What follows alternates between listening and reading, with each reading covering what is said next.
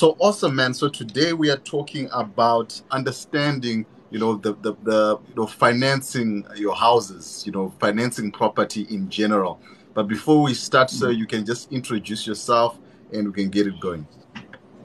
Yeah, good morning, everybody. My name is Mpho. I am the entrepreneur as well, member of the community. I run a company called Indigo Beans Property Group. I'm an estate agent. I am an auctioneer, and I'm an appraiser. So I am very passionate about real estate. That's what I do. I do as well buy and flip properties. I'm very experienced at that part as well. So yeah, this is me. Awesome. So cool stuff, man. So where do we start? Should you decide to buy, these are some of the things that I would like my fellow entrepreneurs to look at. These how do lenders determine the interest rate that is payable by a client? Firstly, they will look at your credit score. Some of these issues that people do not consider. Your credit score is like the blood that runs in your vein. If you are not going to be careful about your credit score, you do not know what your credit score is, you are as good as dead. A lot of our people just go and buy a property, submit an application without having done their own homework, and you determine that. The other thing they check is your payment history. If you are not paying your accounts properly, that becomes a challenge, because when you go and buy a property, they look at that determines your credit score. And also the current economic condition. The banks are because now the interest rates are going up, are very conscious, and they are always making sure that is it a risk for us to advance money? They're always looking at those things. And also they look at the deposit. It's important that if you want to purchase a property, put up a deposit on the side. If it's possible, at the time you're renting, save up some money for you to be able to put up a deposit. If you put up a 20% deposit, banks will start fighting for you because they realize that you have minimized their risk. It's important that you always try and save up some money and all those things. And all the other thing that they look at is your repayment terms. Some people would like to take a 30-year loan, 20-year loan. It's all about how you can afford, and I think it's important that people just do. So generally speaking, the higher your interest, your credit score, the less you can expect to pay for your interest. And so, in that saying, it is important that you try and ensure you got your interest rate with your life, with everything that you have, your credit score with everything you have. I'm going to give a breakdown of what they consider a credit score. There is instances where someone doesn't even have a credit score because they don't have any debts. Unfortunately, it is the system. It's the way the system is made. If you don't have a credit score, if you don't have any debts, like a lot of our people would say, no, I don't want debts. When you want to apply for a bond, you don't have any history. Then the bank will start charging you more because they don't have any history to speak to you. And there are those who have got less than they are like taking a chance. They don't know whether this is going to be possible. You could be earning a lot of money but no credit score. Some banks will give you a bond, but with a very high interest rate, because they are thinking maybe, yes, he can afford. There is affordability, but maybe he's not going to be able. He doesn't take care of his debts. So the scores starts from 580. If you are less than 580, you are considered poor. 580 to 669, you're considered fair, and 670 to 739, you're considered a very good payer. 740 to 799, a very, very good payer. That's where we're supposed to be. And 800 and up, you're exceptional. So a person who goes to about 800 point credit score, they are the ones that get to be able to be given. They are actually able to negotiate their interest rate with their banks. So you can, I do get an application with a client who's got very high score. I take it to all the banks. Everybody wants, they fight for it. And then I'm like, okay, Standard Bank And I take it to FNB and I'm like, yeah, look, FNB, Standard Bank has offered him this much. Can you bid it? So it becomes a bidding war for you. I think we should consider ourselves business people to a point where we should be fought for. People should fight to do business with us. You know what I'm saying? And therefore, we should take care of our credit score and all this. And one of the important things that I want to talk about is the factors lenders consider when granting a credit score, and I'm going to speak about the percentages thereof. Your payment history, they consider 35% thereof. Your amount owed, what you're owing, is about 30%. The length of your credit is about 15%. The credit mix, there are those people who would literally just go and have a lot of loans. You become a risk. And new credit. If you want to do a home loan, please do not take any more debts before that. Try and make sure that you stabilize your credit. I want to read, Henry, an email that I received from for a client. I'm just not going to disclose, obviously, what. It comes from a bond originator. Yeah, obviously. So it says that, thank you for taking the first step of home ownership. We regret to inform you of your intention to apply for a home loan application at this time will not be successful. We have drawn a copy of a credit report and identified the following red flags on your profile. Firstly, they are saying low credit, low score. Your account is in areas, the blacklisting, adverse listing, and low to no disposable income. So this person has not been managing their accounts properly, and then they want to apply for a bond. I actually don't even apply for a bond for that. Before that, I do a credit check. First, I do a history so people can do, like when we know some of us who have reached 40-something years, Henry, we do a prostate test every year. So this is basically what we should do, even with our finances. We should do a prostate check and ensure that everything is still fine before we start making these decisions. Or a health check, that's basically what we do. Wow, man, that's very, very interesting, very, very informative, as Ms. J is saying. So with regards to the twig says, I'm listening attentively with 15 rands, 39 cents in my account. That's not a problem. That's not a problem. I mean, it always happens like that. It happens to the best of us. Some of us probably would even have minus something, you know what I'm saying? So at least she's got a positive. Yeah.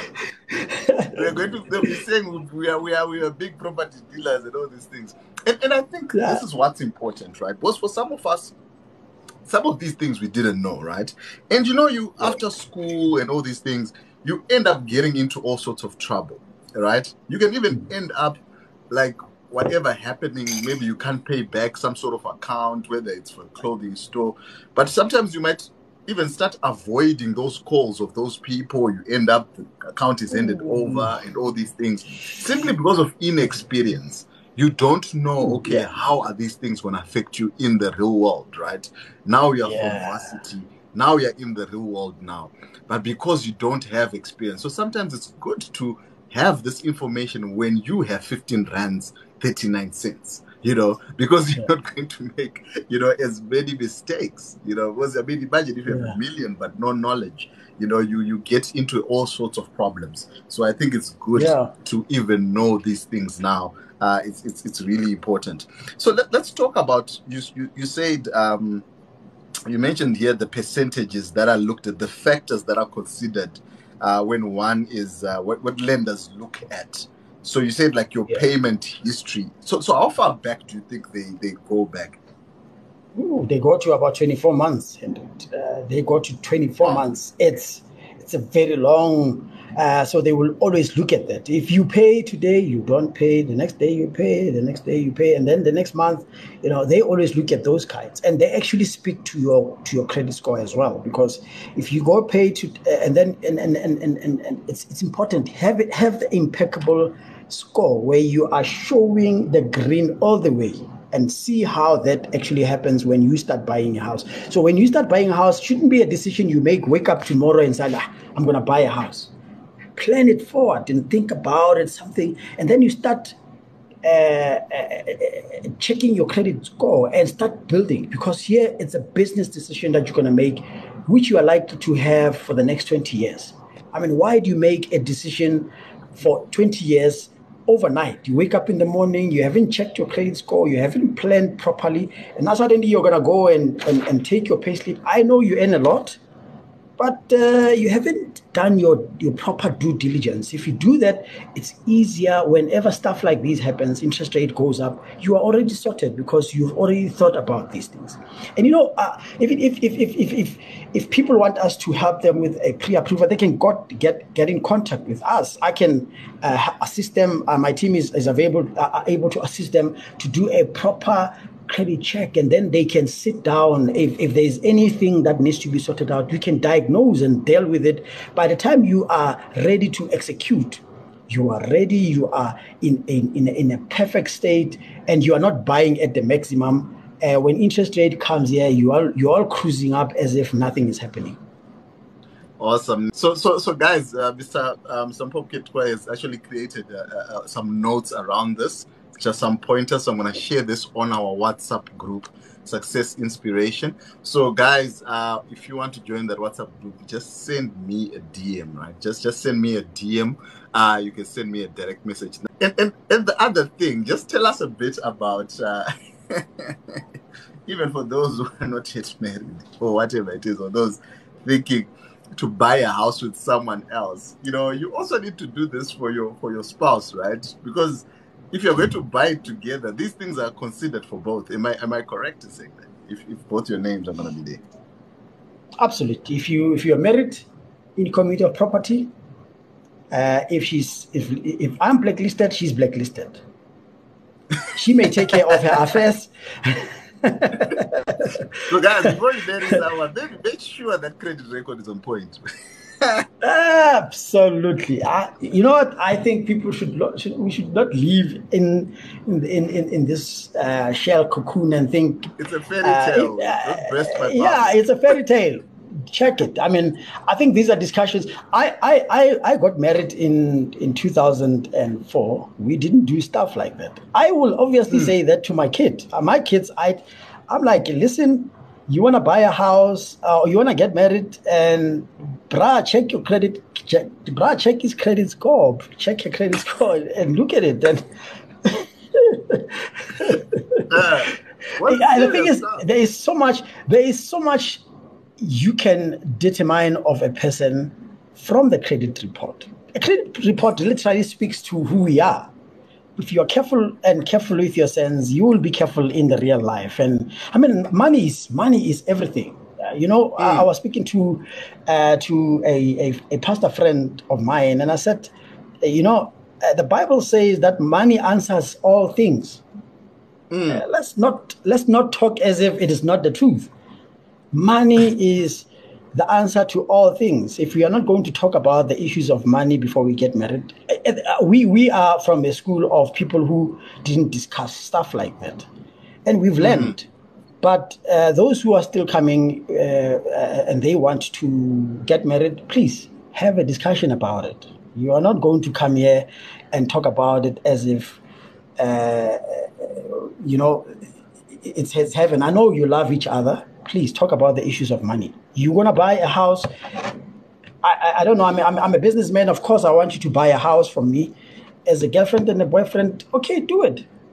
It's fine. But have you considered what happens when you start fighting and you end up breaking up, and now you have to sell the property, and now you have arguments of, I'm not signing the documents, and the other one says, I'm not signing, or the other one, and then we're having situations where a high percentage of houses that gets to be auctioned are similar situations like that, where people decided to cohabit, and then they bought a house they never discussed, and then the risk becomes when they leave. When you are married, you can divorce. It's a process. But when you are not married, you can break up.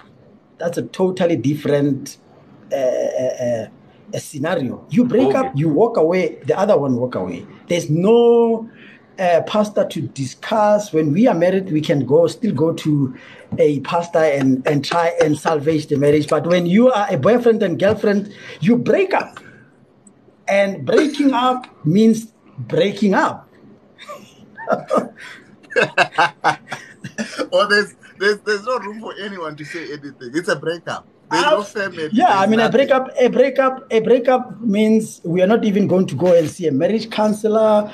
We're breaking up. We just decide, okay, we go. And then I don't want you, you don't want to, but we have a problem because we have a house. And now we have arguments about who stays in the house, or the other one doesn't want to buy the house, and the other one wants to buy a house. And what happens in that? You know what I'm saying? So, yeah.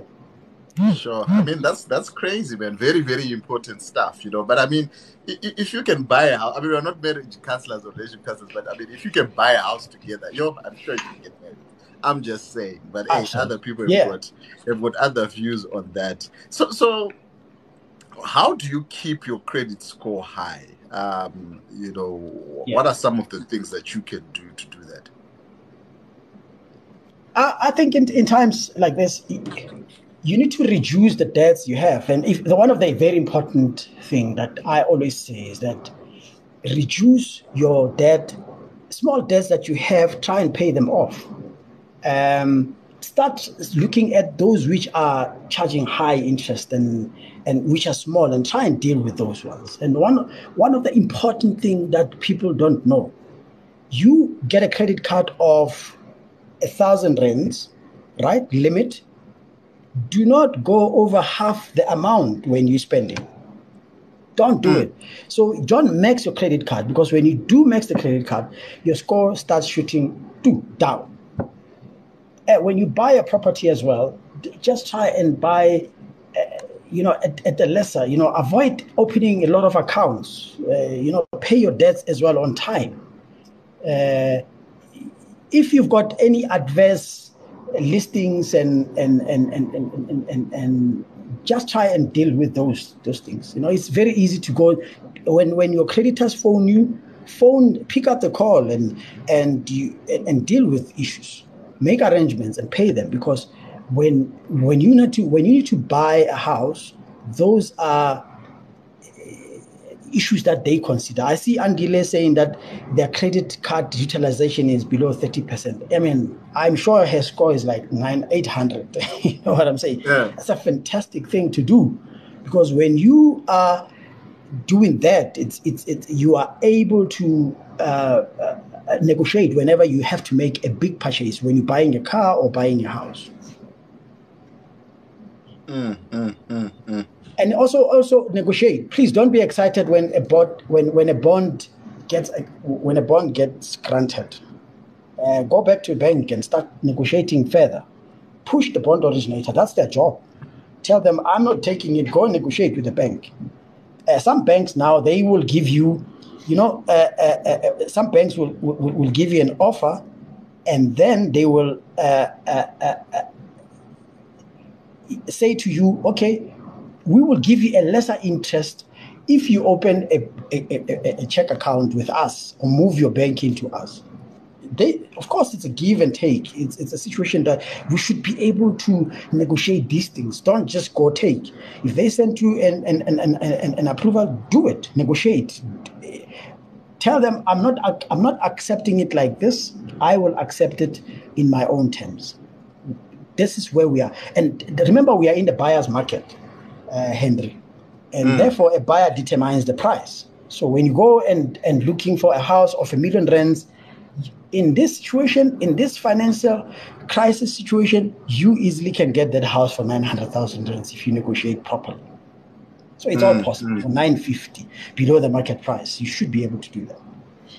Awesome. So when it comes to negotiation with banks, right, and I know Andile was asking the same, sometimes you feel that, man, you are being done a favor, right? Because that's sometimes, especially first-time home buyers, right? I've been through this. Yeah. It's like you are just, you're even stressing, with this seller accept the offer, then you're dealing with these agents, you're under pressure, then, the bank just gives you something. I mean, you're even, you're saying excited about it.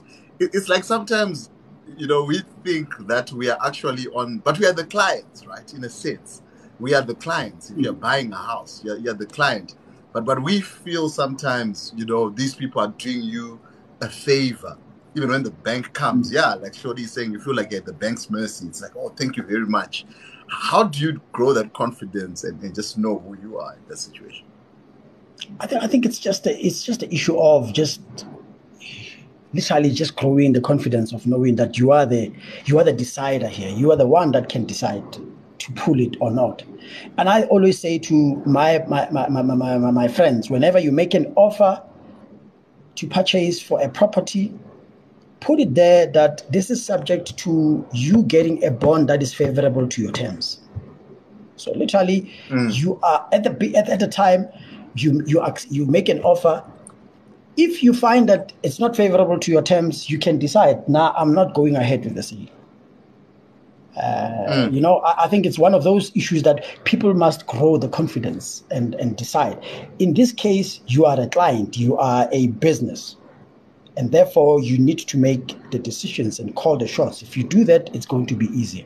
I think we just have to grow the confidence. And when you negotiate, make an offer, it's my responsibility as a state agent to you decide, okay, I'm making an offer, and I'm like, yeah, well, I'm not sure we will be able to accept it, but I will present it. The seller will counter offer, as they decide, and then I return it back. You see, now you are taking the responsibility. Grow the confidence to decide, make the decision, especially in this time of interest rates that are going up and a lot of distressed sellers around in the market. Wow, man, that's interesting. Just in conclusion, what would you recommend, just in terms of the basics, before anyone just purchases a property? Yeah, in conclusion, I've stated that people must check your credit report, your credit score, do a proper analysis. We've got bond originators that are able to. We can actually assist you as well in our team to do a credit assessment, send you the report, and then we can discuss when it's time for you to execute. We will tell you what to do, and then do a stress test. On our website, www.indigobeans.co, there is a calculator which you can use for you to, whenever you buy. So that calculator affords you the opportunity to do a calculation. If you buy a property for this much and you put up a deposit for this much and the interest rate is for this much, you are able to calculate and determine on your own before you even make. And it also tells you you're able to decide to determine. So I'm going to give you an example, Henry. So you buy a house for R1 million and you are going to pay the house for over 20 years at 11.5%. You are going to pay 10,492 rands currently right now. If you put up an extra 1,000 rands on your bond, you are going to save 435,026 rands over the period of the bond, and you are reducing your repayment to 15 years. So if you, for example, pay 2,000 rands on your bond, you are, instead of you paying 10,492 rands, you are paying now 12,492 on your bond. You literally have slashed your bond from 20 years to 12 years. 12.4 years, and your savings goes to about 659. So that tool is available. You can just go on our website and people can play around with that tool and use it whenever you do your predictions and decide. Also, if you want to change and see, okay, if, say, for example, the bank offers you or the interest rate has gone to about 9%, I don't know if there's no way the bank can give you that now. It's too late. But if at the time you are now able to see, okay, this is what you are going to pay 8,997 rands, and you put 2,000 rands on top. I mean, 500 rands makes a very big difference.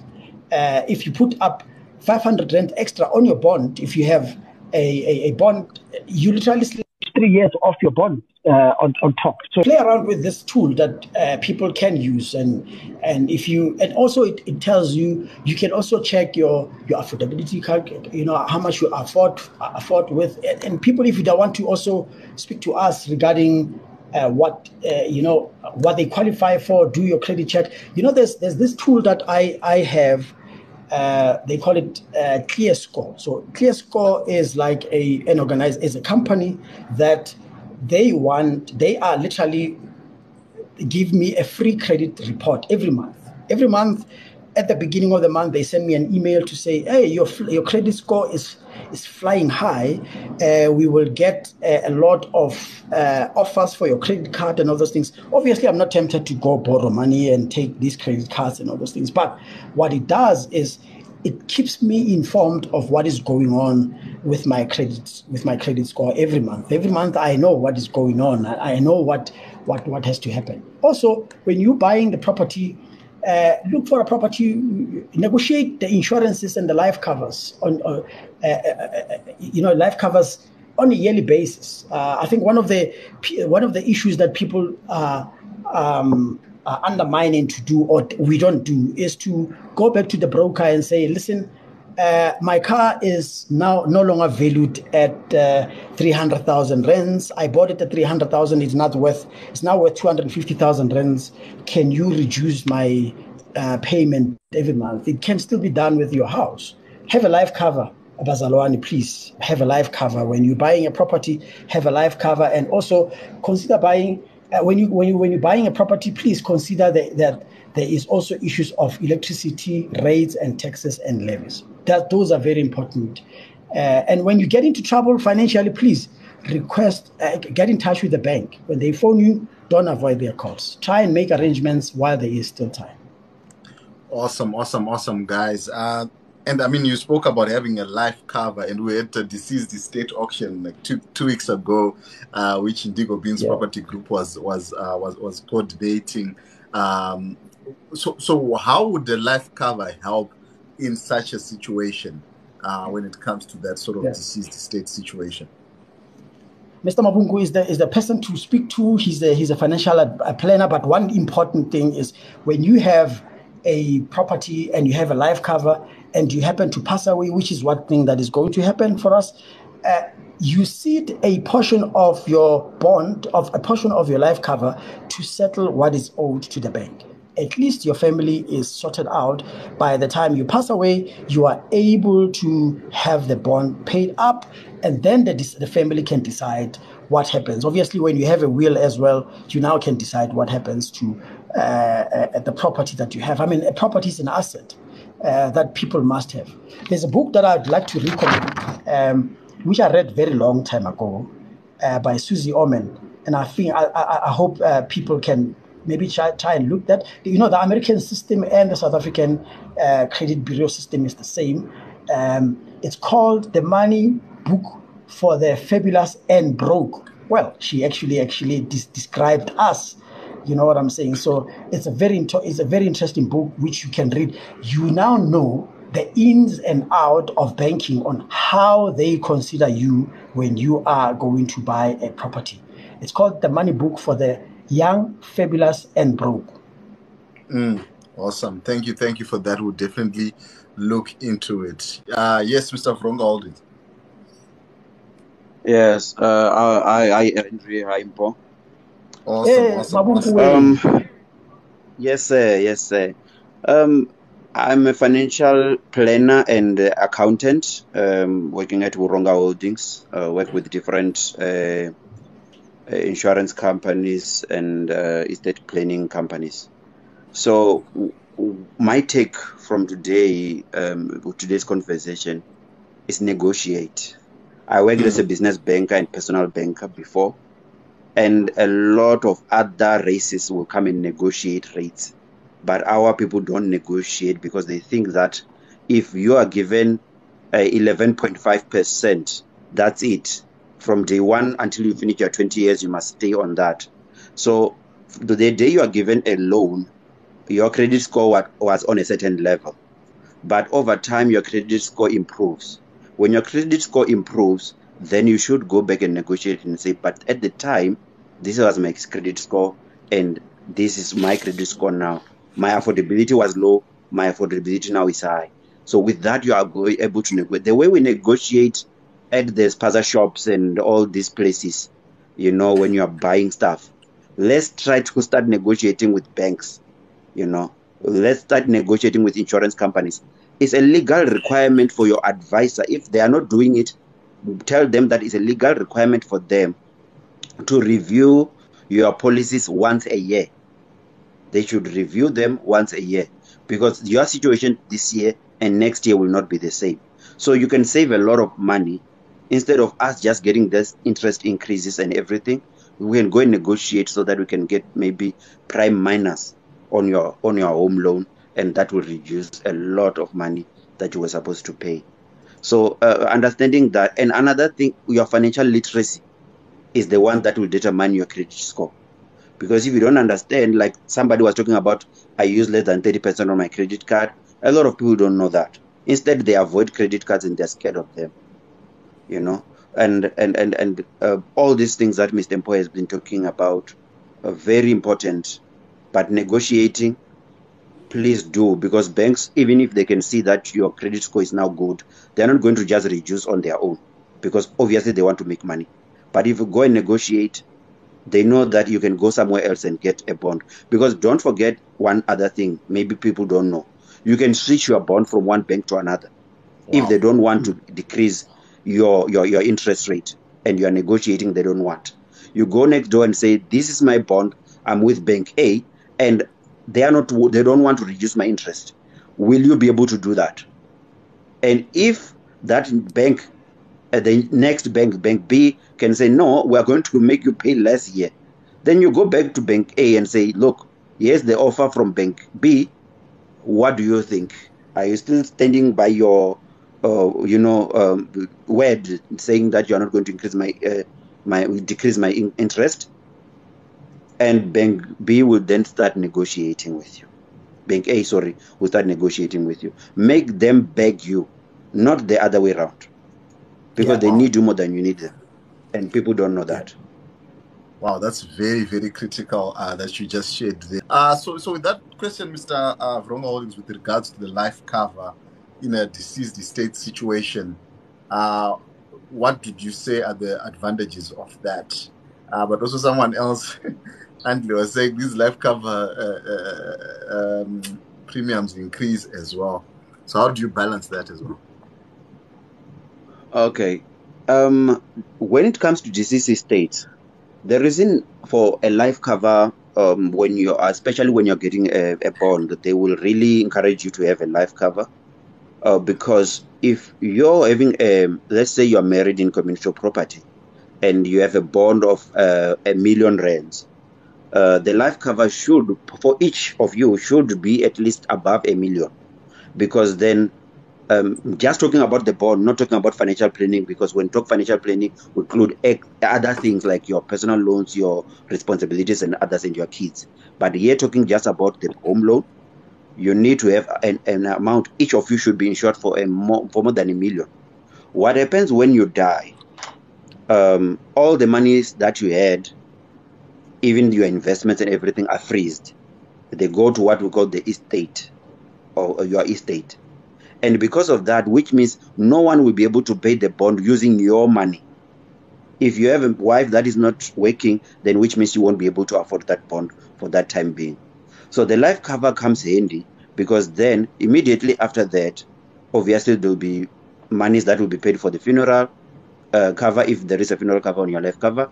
And after that, if everything goes well, your life cover pays out towards your bond. It will settle that bond, and which means whoever is left behind do not owe the bond. The situation where you don't have enough life cover, or you don't even have a life cover for that matter, is problematic, because when somebody dies, that's where people like me and Mpho will come and say, look, ma'am, you are not affording this thing is going on auction. What we can offer you is just to settle your bond, and then we take the house.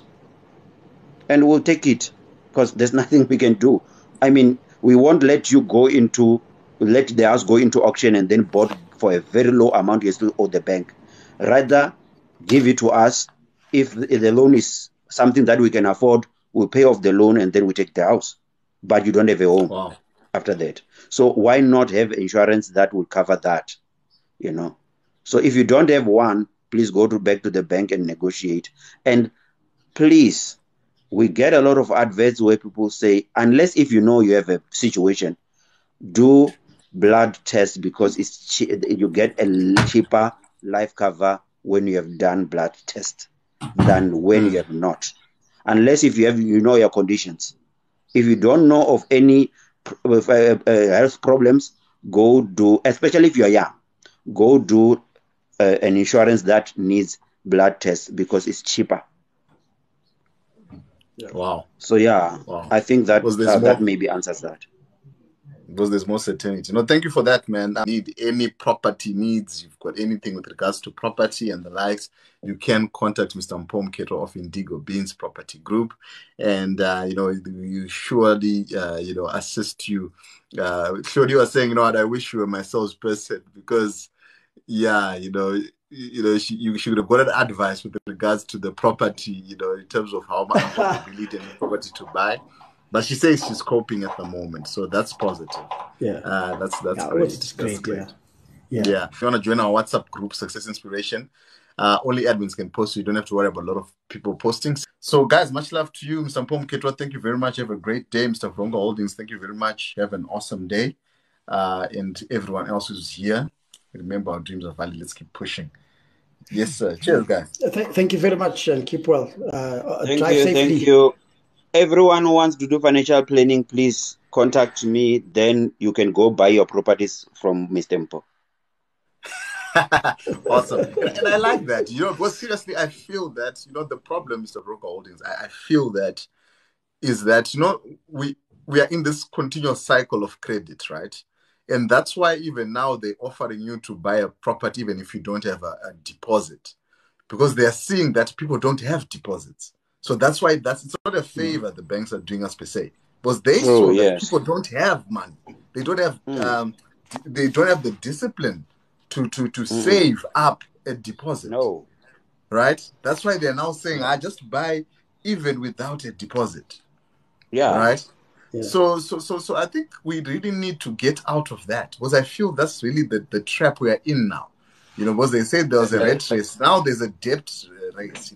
Somebody saying here, being self-employed and wanting to buy a house. Let me tell you, my clients are buying houses and they're self-employed. If you're self-employed, a person who's self-employed is the person who works for himself. The one that is selling at the corner is not registered, a sole proprietor. That is a self-employed person. The minute you start owning a company and getting a salary from that company, you are not considered self-employed. You are employed by that company. So you come to us, we'll get you a pay slip, we'll get you financials, we'll get you everything, and you go and get that house.